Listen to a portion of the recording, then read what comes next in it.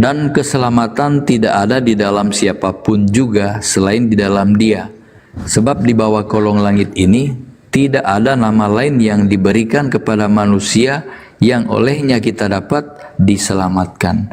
Jadi oleh karena itu orang Kristen itu percaya ya, kita akan dapat keselamatan hanya di dalam nama Yesus, tidak ada nama lain.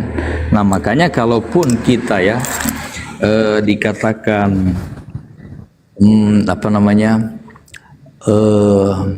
masih ada nabi lain ya, kita belajar Al-Quran ya, terus kita akan baiknya kita yang disempurnakan di Al-Quran itu kita pelajari ya, karena di Al-Quran adalah menyempurnakan. Nah akan berbeda dengan pernyataan Kisah Para Rasul 4 ayat 12 ini. Jadi kita tidak mungkin menjadi Islam karena dasar ini ya, keselamatan tidak ada di dalam siapapun, di dalam nama lain. Nah, jadi itulah kekuatan orang Kristen ya, walaupun dikatakan ya mungkin Nabi Muhammad itu adalah nabi terakhir yang harus kita dengarkan. Nah, tetapi kita Kristen ini hanya berpatokan di sini. Tidak ada nama lain ya yang diberikan kepada manusia yang olehnya kita dapat diselamatkan. Begitu. Oke, tunggu dulu. Ini saya alihkan ke Gurunda. Gurunda, aktif. Ya. Oke, Ya, lanjut, Guru. Ya, Bismillahirrahmanirrahim. Saya ingin mengambil data dulu dari Al-Quranul Karim, karena saya melihat ini adalah diskusi yang sangat baik. Al-Quran menjelaskan, Bismillahirrahmanirrahim, wa qulil haqqu min rabbikum faman syaa'a falyu'min wa man syaa'a falyakfur. Jadi ayat suci Al-Quran ini meneguhkan kemudian bahwasanya kebenaran itu datangnya dari Tuhanmu. Barang siapa yang menghendaki beriman, hendaklah dia beriman. Barang siapa menghendaki kufur atau kafir atau ingkar, hendaklah dia kufur atau kafir. Artinya bahwa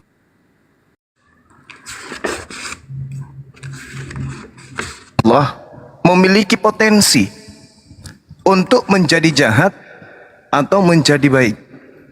Potensi itu ada pada diri manusia. Dengan kata lain bahwasanya roh yang ada pada diri kita ini itu tergantung bagaimana akal, bagaimana iman kita, dan bagaimana agama kita membimbing kita kepada keselamatan. Contoh, ketika umat Islam dikatakan bahwasanya Nabi Isa yang disebut saudara kita Kristen itu adalah Yesus, adalah makhluk ciptaan Tuhan. Pijakan ini kemudian berubah ketika saudara-saudara Kristen menganggap pencipta langit dan bumi ini adalah roh. Ini adalah kebatilan.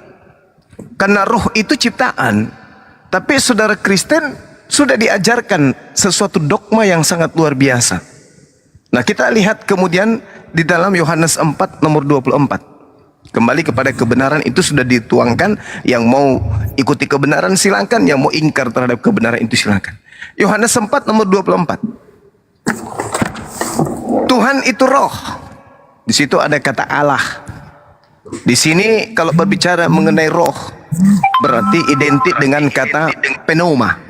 Pneuma katanya. Tuhan itu roh. Barang siapa menyembah dia haruslah menyembah dia dalam roh dan kebenaran. Nah, jadi Tuhan di sini dikatakan Tuhan itu adalah roh.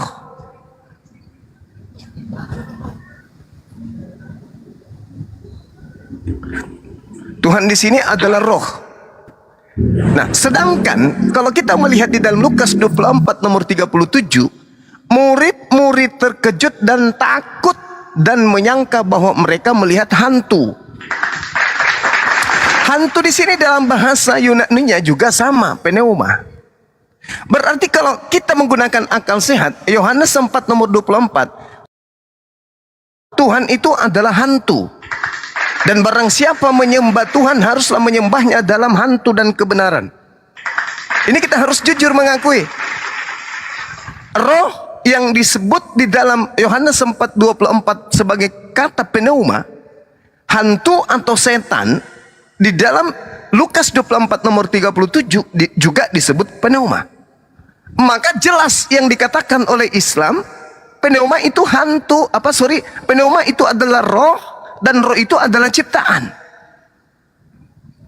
Roh itu pasti ciptaan.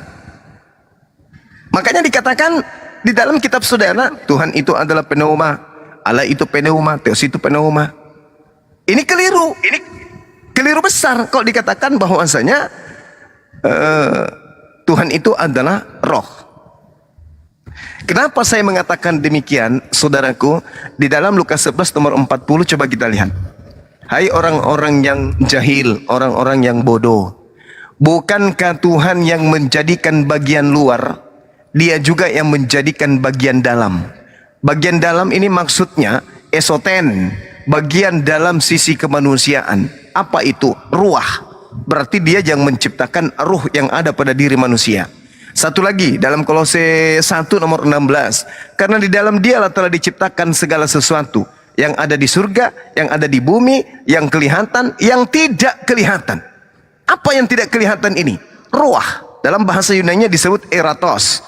Lalu segala sesuatu yang tidak kelihatan ini ksito, diciptakan. Berarti unsur yang tak terlihat pada diri manusia itu adalah ciptaan.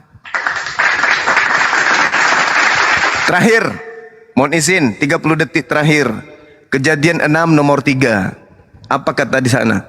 Berfirmanlah Tuhan, rohku tidak akan selama-lamanya tinggal dalam manusia. Berarti roh yang ada dalam diri manusia itu roh Tuhan.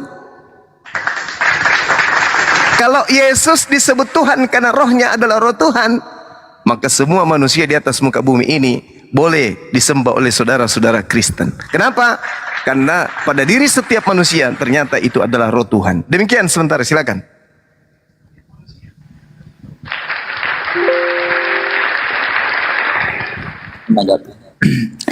Jadi begini ya, kalau memang kita manusia di dunia ini memang diperhadapkan juga pada roh-roh ya. Memang ada roh setan juga ya, bisa mempengaruhi manusia ya. Karena memang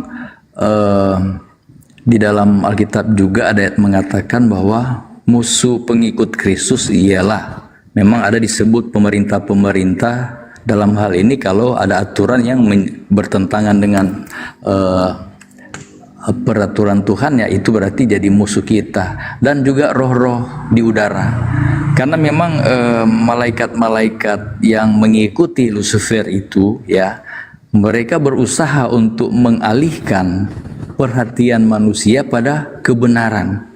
Nah, jadi bermacam-macam cara yang dibuat oleh setan dan pengikutnya untuk tidak memperhatikan, tertuju pada roh kebenaran itu. Jadi oleh karena itu manusia kita yang menjadi pengikut Kristus juga, yang percaya Yesus ya, kita akan dipengaruhi dengan ajaran-ajaran yang bukan dari kebenaran Yesus. Nah, itu sebenarnya pekerjaan dari roh-roh yang sudah ada di dunia ini ya, yaitu roh yang sudah dibawa-bawa oleh malaikat itu ya, yang diturunkan dari surga karena dia itu sombong ya, si Lucifer atau iblis atau setan ya. Pengikut-pengikutnya juga berusaha bagaimana cara supaya manusia di dunia itu ya akan menyimpang dari hukum-hukum Tuhan. Nah, oleh karena itu Yesus katakan bahwa aku akan mengirimkan kamu Roh Kudus, Roh Penolong, yaitu Roh kebenaran. Nah, agar supaya kalau orang-orang yang mendengarkan, mengimani apa yang disampaikan Yesus dengan kebenaran-kebenarannya, nah kita manusia tidak akan terpengaruh dengan apa yang tidak benar ya, yang disuguhkan oleh setan dan pengikut-pengikutnya. Jadi begitu, kita harus memiliki iman dan memiliki roh kebenaran itu supaya kita tidak bisa menyimpang ya dari jalan kebenaran. Jadi sekarang kan banyak di dunia ini ya, banyak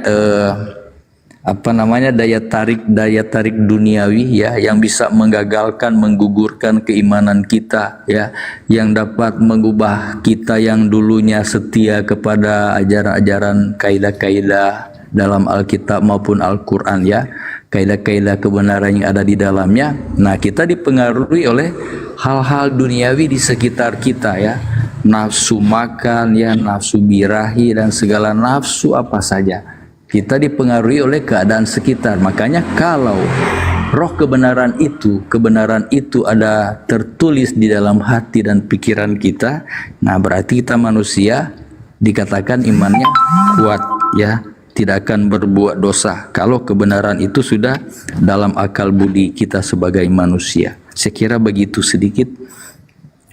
Iya, baik. Ya, menarik memang kalau kita berbicara mengenai roh. Karena di dalam 1 Yohanes 4 nomor 1 perintahnya, ujilah setiap roh. Sejauh saya mempelajari Al-Quran dan juga mempelajari Bible, roh ini tidak pernah berhenti untuk bekerja. Ada roh yang baik, ada juga roh yang jahat. Jangankan kita manusia biasa ini, kepada nabi saja, nabi orang pilihan Tuhan, itu Tuhan pun mengutus roh jahat kepada mereka. Contoh misalnya di dalam 1 Raja-Raja 22 nomor 23. Karena itu sesungguhnya Tuhan Elohim telah menaruh roh jahat ke dalam mulut semua nabimu, sebab Tuhan telah menetapkan untuk menimpakan malapetaka kepadamu. Jadi di sini kalau kita lihat ini rasisnya, Tuhan menentukan malapetaka dengan cara Tuhan menaruh roh jahat di dalam mulut nabi. Ya, jadi roh jahat ini maksudnya seker dalam bahasa Ibrani, artinya roh setan atau roh pendusta. Nah, jadi kalau kita hanya sekedar percaya, hanya berdasarkan kemudian perasaan, insting, halusinasi, angan-angan, khurafat, mimpi semata, maka orang tidak akan pernah bisa mengatakan dirinya itu benar tanpa didukung oleh pengajaran para nabi, didukung oleh ajaran siapa yang menjadi duta atau utusan Tuhan di atas muka bumi ini untuk memberitakan kebenaran tersebut. Kalau di Islam, di dalam Al-Quran surah An-Nahl ayat 102, Allah sudah menyatakan dengan sangat jelas, katakanlah bahwa Roh Kudus yang telah menyampaikan Al-Quran kepadamu dengan hak atas izin Allah. Sehingga nampak kemudian di Islam itu secara akidah, syariat, dan aturan-aturan ibadah itu benar-benar teruji bahwa itu adalah perintah yang terlontar langsung dari lisan Nabi yang membawa Islam itu sendiri. Nah, sedangkan Kristen ini, mohon maaf, Kristen itu mengaku pengikut Yesus, tapi sampai 2000 tahun lamanya, sampai hari ini 2024 tahun, tidak ada kemudian jembatan yang menghubungkan antara ajaran Kristen dengan ajaran Yesus.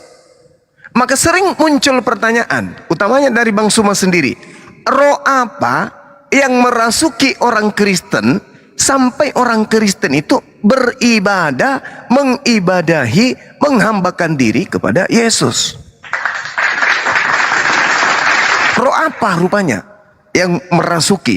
Karena nabi-nabi aja itu dirasuki oleh roh jahat menurut 1 Raja-Raja 22 nomor 23.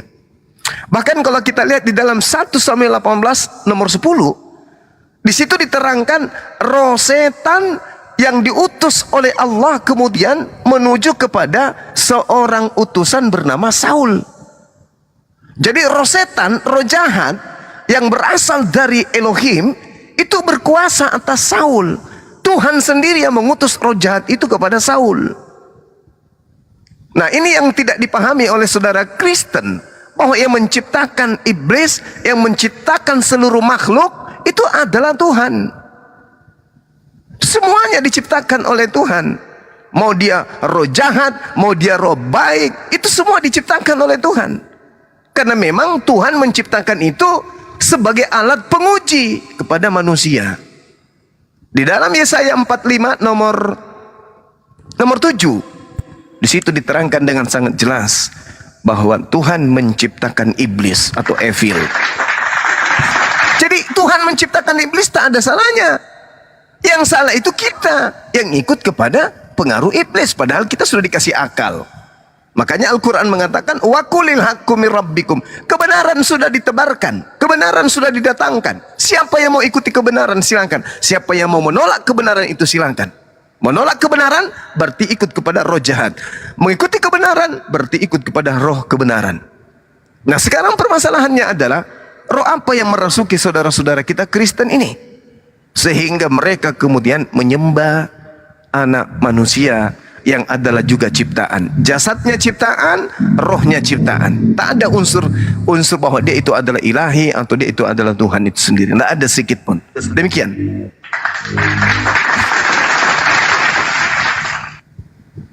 Ya, jadi kalau saya ya Kristen pribadi ya, memang kita itu percaya ya Yesus itu diutus dari Bapa untuk keselamatan. Nah, jadi sebagaimana disebutkan di dalam kitab Injil, kisah 3:38 dikatakan, aku mempunyai keyakinan yang kokoh dalam Injil, karena Injil adalah kekuatan Allah yang menyelamatkan setiap orang yang percaya, pertama-tama orang Yahudi tetapi juga orang Yunani. Nah, jadi berdasarkan ini juga ya kita percaya bahwa setiap apa yang difirmankan oleh yang keluar dari bibir Yesus itu juga berasal dari Allah. Jadi Yesus itu sebenarnya memberikan teladan dalam hidupnya bagi kita ya manusia, agar supaya kita bisa beroleh selamat. Hanya satu hal yang paling menonjol yang dikatakan Yesus kepada murid-muridnya adalah, tengoklah aku ini lemah lembut dan rendah hati. Jadi artinya manusia itu sepintar apapun dia ya, apapun titelnya, setinggi apa, harus memiliki kerendahan hati. Karena salah satu contoh kesombongan yang tidak dapat dipertahankan di surga adalah apa yang dilakukan oleh Lucifer itu. Dia ingin menyamai yang maha tinggi, dia angkuh, dia tidak mau tunduk pada hukum-hukum Tuhan, sehingga dia diturunkan dari surga. Makanya kehadiran Yesus di dunia bukan dengan kemewahan, dengan semuanya, baik lahir, kehidupannya dari kecil sampai dewasa sampai besar, dia tidak menunjukkan hal-hal yang istimewa, tidak berpakaian yang indah-indah, tidak menunjukkan suatu hal bahwa dia datang sebagai raja, tidak. Nah, karena memang itu tidak ada bagian, kalau kesombongan tidak ada bagian di dalam kerajaan surga. Makanya Lucifer itu diturunkan karena keangkuhannya itu. Jadi makanya Yesus katakan, tengoklah aku ini lemah lembut dan rendah hati. Jadi contoh teladan hidupnya. Dia tidak suka yang jahat, dia hanya mengajarkan muridnya untuk melakukan apa yang baik. Jadi ketika kita membaca firman dari Kejadian sampai Wahyu, dari perjanjian lama dan perjanjian baru, kita memperhatikan hal-hal negatif dan positif ya yang terjadi. Nabi pun bisa bersalah ya karena manusianya. Jadi kita ambil baiknya, kita ambil benarnya dari setiap peristiwa yang terjadi, baik nabi-nabi maupun pada zaman kerasulan ya. Jadi itu hikmah yang benar, kebenaran, kebaikan itu yang kita petik dari ketika kita membaca firman Allah, bukan kita mengambil hal-hal negatif untuk dijadikan pedoman dalam kehidupan kita. Jadi oleh karena itu ketika kita membaca Alkitab maupun Al-Quran, hal-hal yang benar dan baik itu yang harus kita laksanakan sesuai petunjuk-petunjuk kedua kitab ini. Saya kira begitu. Kalaupun ada hal-hal yang tidak benar ya yang dilakukan oleh seperti Daud ya. Ada hal yang dilakukannya pada zaman dulu menyimpang dari kehendak Tuhan, tetapi dia bertobat. Nah, jadi kesalahan-kesalahan daripada nabi-nabi yang terjadi dahulu karena manusianya, tapi endingnya mereka bertobat. Si Nebukadnezar juga sejahat-jahatnya dia, tetapi akhirnya dia bertobat juga. Jadi itu yang harus kita perhatikan, karena kita manusia di dunia yang ada sekarang tidak lepas dari kesalahan, tidak lepas dari kelemahan ya. Manusia itu cenderung berbuat dosa. Nah, tapi ketika firman itu sudah terukir di hati kita, pikiran kita ya, di roh kita, dan kebenaran ada dalam kita, berarti kita tidak akan lagi berbuat dosa. Saya kira itu yang paling utama. Jadi menjelang hari ya, di mana dunia ini akan berakhir ya, Tuhan tidak menuntut kita memberikan harta yang banyak atau uang yang banyak. Dia hanya mau manusia itu bertobat. Saya kira itu ada kesamaan dengan kitab-kitab lain ya. Ada tambahan? Ya, jadi kalau sepintas kita mendengarkan khutbah-khutbah seperti ini, itu memang sisi luarnya menarik. Karena penuh dengan nasihat, penuh dengan hikmat. Tapi sesuatu yang nampak baik di luar, itu belum tentu juga bagus di dalam. Karena pondasinya memang sudah keliru dari awal. Tinggal dipoles aja kemudian supaya nampak pengajaran itu adalah benar. Contoh misalnya seperti yang saudara kita sampaikan barusan, memang itu bagus. Tapi kembali kepada pondasi agamanya. Apakah dengan mempertuhankan Yesus itu sudah sesuai dengan ajaran Yesus? Mengibadahi dia itu sudah sesuai dengan ajaran Yesus. Menganggap dia mati terkutuk itu sudah sesuai dengan ajaran Yesus. Kalau itu semuanya salah, maka benarlah justru kemudian ketika orang memuji Yesus berlebihan, tidak sesuai dengan ajarannya, maka Yesus sudah pernah mengatakan itu. Benarlah apa yang dikatakan oleh Yeremia terhadap kalian. Kalian memuji aku dengan mulutmu, tapi perbuatan yang kalian lakukan adalah perbuatan perintah manusia. Nah sekarang kalau kita lihat Kristen, atas perintah siapa kemudian mendudukkan Yesus ini untuk diibadahi? Sementara Yesus sendiri tidak menginginkan hal tersebut. Jadi kalau cuma hanya menggunakan seragam seperti orang-orang Yahudi, ya seperti ahli Taurat, menampakkan tampilan sebagai orang yang alim, tetapi kemudian perilakunya tidak mencerminkan sesuai yang diperintahkan oleh Tuhan, ya percuma. Maka dari itulah kemudian kita kembali kepada tema, Yesus itu ciptaan, Yesus itu roh yang diciptakan. Yesus itu manusia yang diciptakan. Yesus itu daging yang diciptakan. Karena segala sesuatu yang ada di atas muka bumi ini, pada diri manusia, di luar maupun di dalam, itu semuanya adalah ciptaan. Saya mengatakan bahwasanya di dalam Kejadian 6 nomor 3, berfirmanlah Tuhan, rohku tidak akan selama-lamanya di dalam manusia. Berarti kalau yang ada di dalam diri Yesus itu roh Tuhan, maka yang ada di dalam diri manusia lainnya juga adalah roh Tuhan. Kenapa orang lain tidak dituhankan? Kenapa hanya Yesus saja? Sementara dalam diri manusia lain juga roh Tuhan juga. Berfirmanlah Tuhan, rohku tidak akan selama-lamanya tinggal di dalam manusia. Nah, ini kalau sudah dijabarkan seakurat begini, dijabarkan berdasarkan data, berdasarkan dalil yang ada dalam Bible, maka muncul kemudian yang katakan, meskipun orang itu menunjukkan bahwa dia pintar, dia cerdas, kalau di dalam dirinya tidak ada ini dan itu, itu cara-cara penyesatan. Lalu yang dijelaskan itu adalah data yang ada dalam Bible, itu yang disanggah. Kalau itu menurutnya salah, disanggah. Kalau tidak bisa disanggah, ya katakan aja bahwa ajaran saya memang bertentangan dengan isi kitab saya. Selesai. Kalau hanya sekedar ngomong, begini, kebenaran itu begini. Tapi tidak ada dalil penguat. Bahwa Yesus itu Tuhan, dalilnya mana? Yesus itu pencipta, dalilnya mana? Tak ada dalil-dalil itu semua.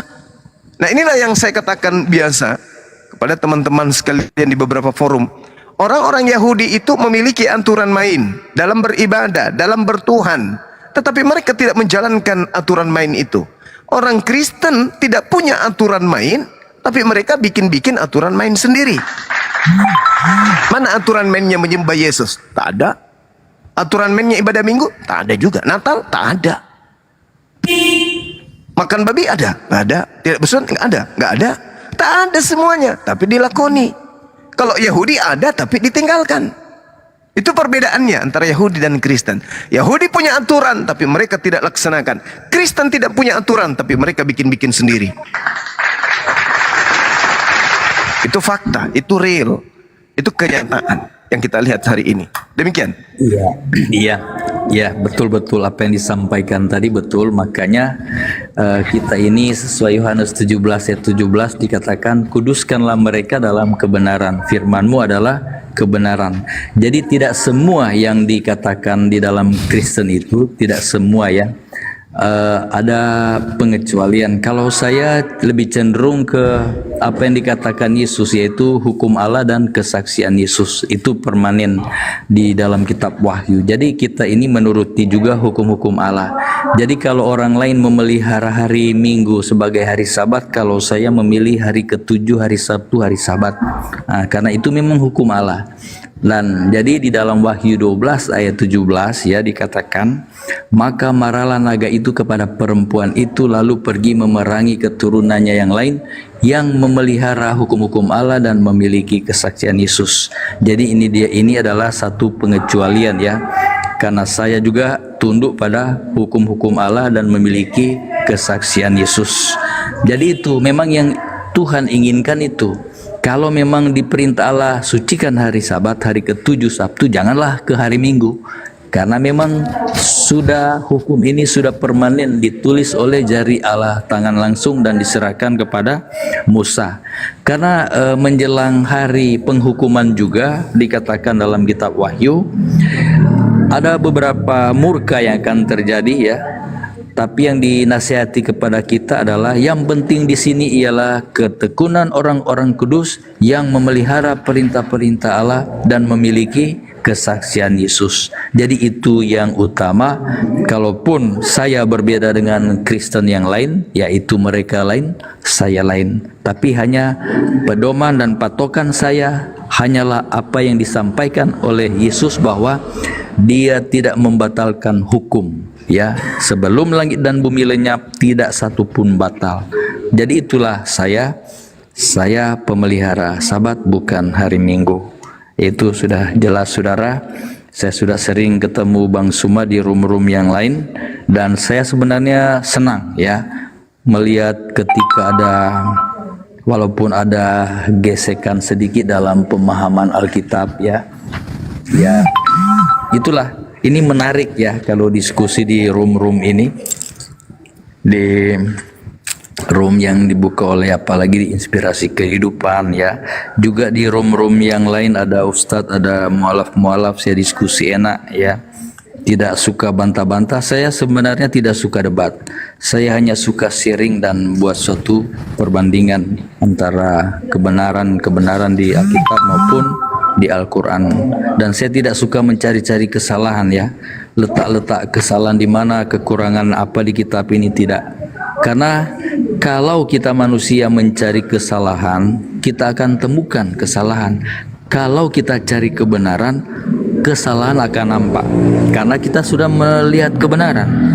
Yaitu, jadi sembahlah Allah dalam roh dan kebenaran. Itu juga disebutkan di dalam firman Tuhan.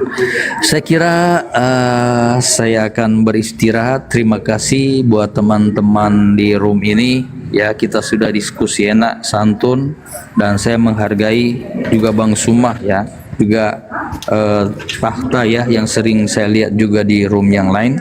Ya, terima kasih saya bisa komunikasi baik dengan kalian. Semoga kalau ada hal-hal yang salah yang saya ucapkan, saya mohon dimaafkan.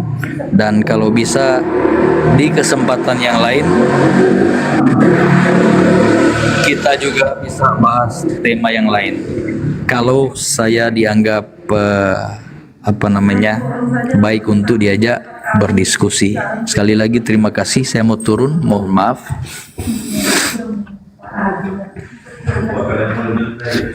Halo, ini sudah. Ya, silakan Bang, silakan. Ya, terima kasih ya Bang Sumaya. Saya mau turun, nanti kita jumpa di waktu yang lain. Ya. Ya.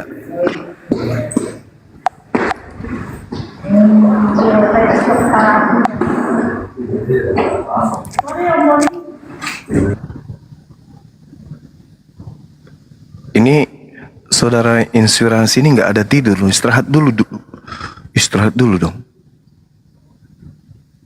Belum ada tidur.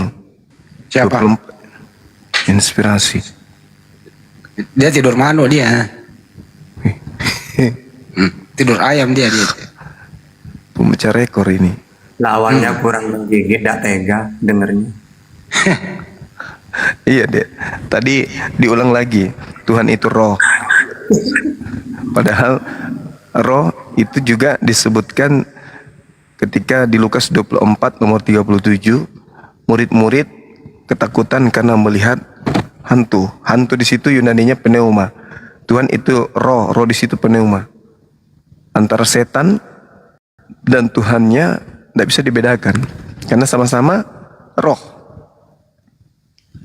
Gimana caranya membedakan Tuhannya mereka ini? Tuhan adalah roh, hantu juga roh, setan juga roh, iblis juga roh.